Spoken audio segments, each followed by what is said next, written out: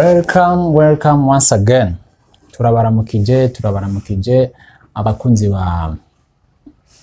page yacu hamwe na channel yacu. Twizere ko mumeze neza, twizere ko mukomeye, twizere ko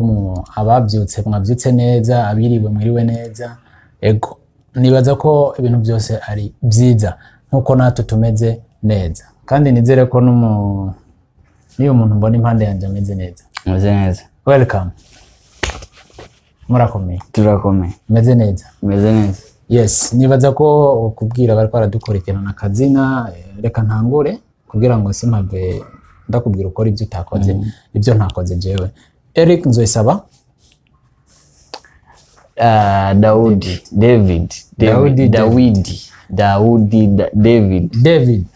David karibu cyane mu kiganiro. Okay. Kandi ndagushimiye kubona wemeye ko tugira icyo tuganiriye no munsi. Rero uno munsi topic yacu tunifuza kuganira ku kintu gito cyane iminota mikeyi, tuganire hama tushobore kuraba n'abakunzi bacu icyo bashaka kubivuga ko. Uno munsi rero ikintu nifuza ko tuganira ko ni ikintu mutari mumenyereye cyane, ni ikintu kijanye n'abantu bita abakomisiyoneri. Ari kumva abo bantu? Nabumvise. Barabumvise? Ndabazi. Abo bantu ntiboroshe. Abakomisiyoneri ni umuntu ushobora gushora ikintu kugenda kugurisha, yani ikintu ciwawe akagutegerera ahantu akakubwira ati mugabo kino kintu burya ukigurisha ngahe? Ati jewe ndagishaka ni impene. Yego, iyi mpene ndayishaka kugura kwa mahera 30,000 by'amarundi canke 40 by'amarundi. Wamubwira gutyo akaca kubwira ati sawa 30 yego. Sasa hamwe isoko we abakiriya ntubazi neza, ingo tugende impene dusipoze ko ari impene yuwanje, hanyuma ndakurondera 30,000 byiwawe byihuse. My friend, uwo muntu muca muja akaca agushira ngaho, wewe wagerageza ubonye umukiriya kuvuga we akakubwira ati numa impene nigenda igurisha. Sasa ntiwavuze ko ukeneye amahera aya naya, ukumva uwo muntu aciriye umukiriya aje kugura impene 70,000 cyangwa 60,000, wewe uvuze ko ushaka ya 30,000. Aho ni nakaroro ntanze. Aya barashobora gukora ku nzu, ugasanga uri kuratembera hano mu gisagara ca Bujumbura, ukavuga canke mu kindi gisagara cyandi hano, ukavuga ati shaka inzu nyene inza akakwima inzu, akabwira ngo inzu ngo yafashwe n'abakomisiyoneri ngo nibo bajeje kuyironderera umuntu wo kuyipanga.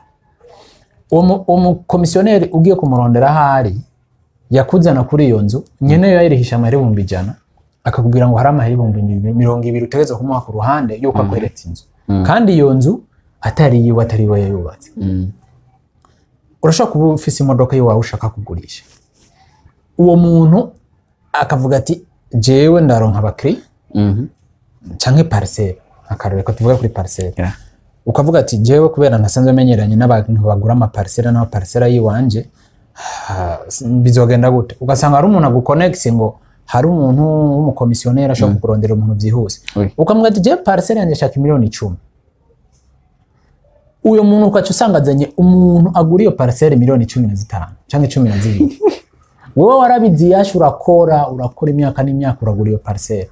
wifuje kuyikora ko kumbure kubera ikibazo ufise. Uwo muntu akaca azana umukiriya agura 12,000,000 canke 13,000,000, wewe mwene parcelle ugatwara 10,000,000, uwo muntu akaca zinga inoti 2,000,000 canke 3 mu mufuko ubona. Abo nibo bita abakomisiyoneri. Ntabwo ari abakokayi, abakomisiyoneri. Sasa shaka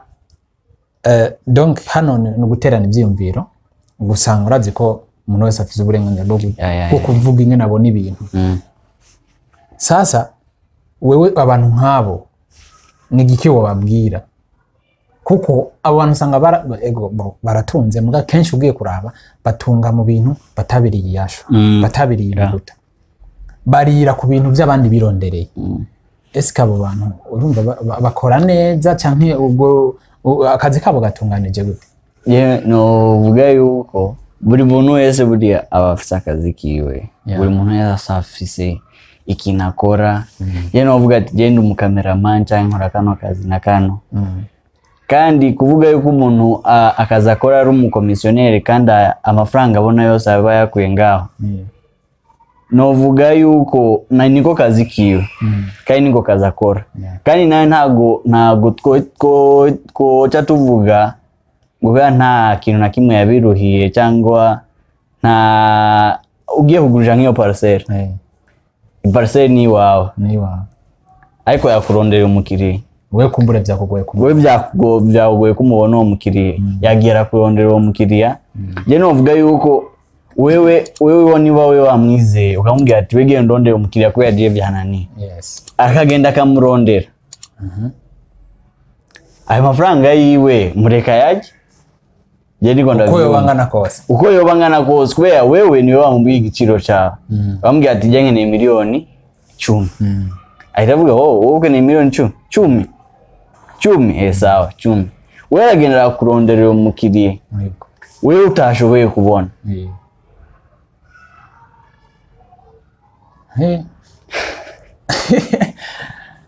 sawa uko niko ubibona uko ndabibona ariko abo bantu je uko nanje ndabibona mbona umengo ntibaruha ntibaruha kuko bashaka gusanga impene iragoye korora my friend cyangwa inkoko cyangwa inka cyangwa n'inzira iragoye kubaka sibyo ariko ugasanga nk'akarorero umuntu agiye kurondera inzu ugasanga fumbure hariyo naho bayikwima bakayikwima bakabwira ngo ntanzi hari kandi ubona urabiye mu madirisha ukabona nta ntebe ziriyo ntaki muga iyo nzira keneye umuntu ayipanga ariko kubera bazi ko bavuganye n'umukomisiyoneri azoyizana umukiriya bakabwira ngo ntayihari yakuzana rero akashaka umuhamahera ku ruhande bongere uriye na avance y'inzu urumva aho naho mvugote nibaza yuko ngaho bitandukanye n'umuntu agiye kwigura n'uwa parcelle wari wavuze aguhamagaye hariho n'abandi nabonye cyane numvise aza mukavugana ahubwo ati ndafise inzu agutwara ahantu iyo nzu iri noneho agutwara kuri iyi nzu utari wamubwiye nkeneye inzu y'ibyumba 2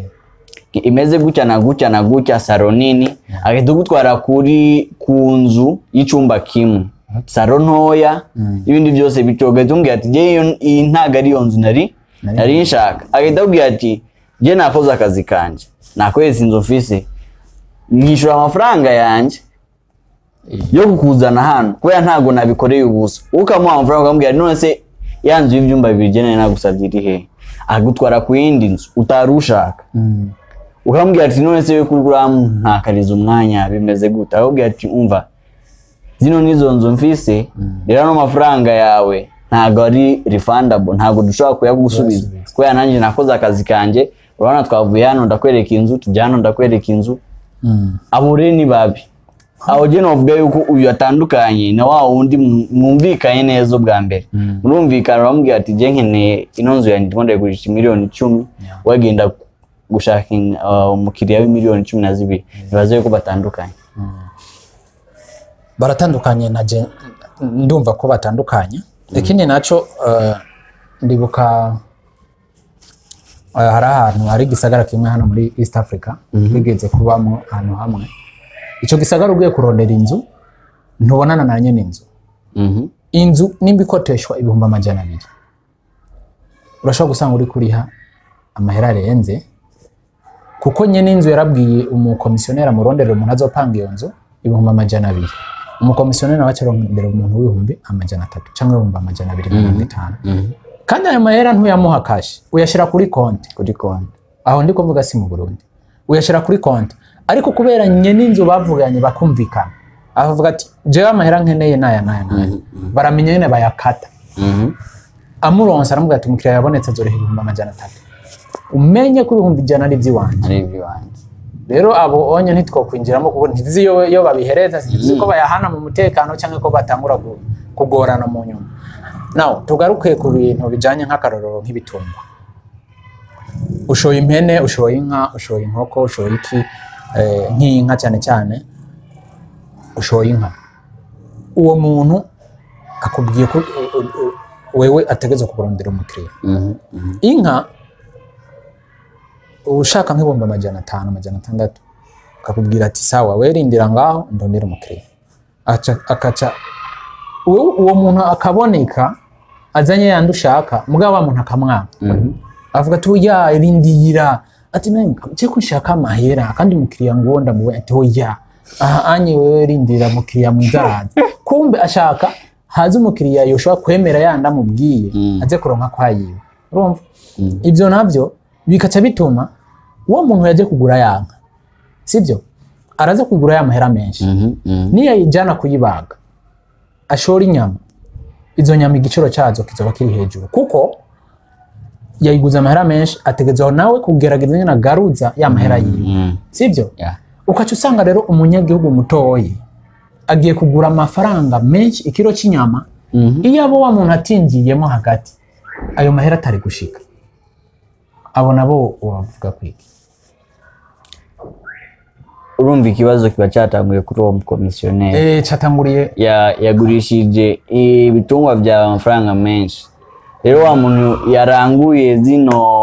nka canke impene agiye kuzigurisha nazigurisha amafaranga menshi kuri busheri umunyagihugu usanzwe agiye kugura nawe bahita bamugurisha amafaranga inyama baca baduza ikibazo aho ni wumva ko hari akantu gahanze jewe nibaza ko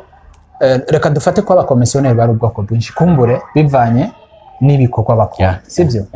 ariko cyane cyane je nk'ikintu numva ahantu boraba neza mu bijanye n'akazi kabo bokosora cyane cyane ni ku bintu bijanye n'amazu yo gupangwa n'ibintu bijanye n'ibitungwa cyane cyane ibintu bijanye n'amatongo canke amaparcelle canke imiduga n'amazu yo gupangisha ayo mafaranga menshi uretse nkako karora nari ndaguhaye nibaza ko ivyo cyane cyane umuntu mu gihe ashimye inzu yo kubamwo akemera kuriha ayo mahera mwumvikana ariko cyane cyane abo bibitungwa je ndumva ko ari akantu gakwiye gukosorwa cyane kuko n'umunyagihugu muto yaza kwisanga ariko gura ikiro cy'inyama 10-12 iyo bitahera kuri wa mukomisiyoneri agurisha amahera menshi wa mwene igitungwa yishorera akigurishije amahera abona akwiye uranguye nawe ntiyari kuzimba hanyuma bize gushika no kuri busheri usanga ikiro cy'inyama kirazimba nibaza ko boraba bagakosora ngaho nibyo ego nibaza ko topic yacu turako turaganira ko kubijanye abo bita abakomisiyoneri nibaza ko ubundi munsi tuzozana topic yindi itandukanye niyi kugira ngo dushobore kuganira kumbure abantu bariko baraturaba canke ariko bararaba kino kiganiro barafise nabi ivyumviro barafise nabo uko babibona barashobora guterera icyumviro cabo kumbure bashobora gusanga turiko turabwa n'umukomisiyoneri akavuga ati bano bantu kumbure bashaka kutwononera akazi ariko sakazi kawe dushaka konona dushaka gushira ibintu mu muco kugira ngo turabe ingene ubuzima bwo bandanya ntihagire ububabara ntihagire n'ubunezero twese tugerageze kuraba ko ubuzima bwo kuri nivo rero David cyane Daudi ndagushimiye ni giki wabwira bariko baraturaba bariko barakurikirana ikiganiro cyacu mbere ko turangiza akazi kawe akazi ukora ikintu ukora mu buzima bwawe bwanye mu buzima bwawe bwa buri munsi gishobora kuba kiko kiragira uruhare mu bundi buzima bw'undi muntu rero novuga yuko umuntu yocagura akazi kiwe akora neza kubera hari uwundi ariko aca mu bintu byinshi bimugora kubera ako kazi uri kurakora kandi wowe ubona n'akazi keza ugasanga hari uri ko arababara kubera wewe kubw'ivyo umuntu wese bivanye n'akazi akora yoraba ko atawundi bitera ingorane bivuye ku kazi kiwe akora nawe murakoze cyane David ndagushimiye cyane hanyuma ndabibutsa ko mwari kumwe na Eric Nzoyisaba n'umugenzi wanjye David twari tuganira ku bijyanye n'igikorwa cy'abakomisiyoneri rero turabashimiye twifuze ko twizere ko tuzobonana mu kindi kiganiro next time murakoze cyane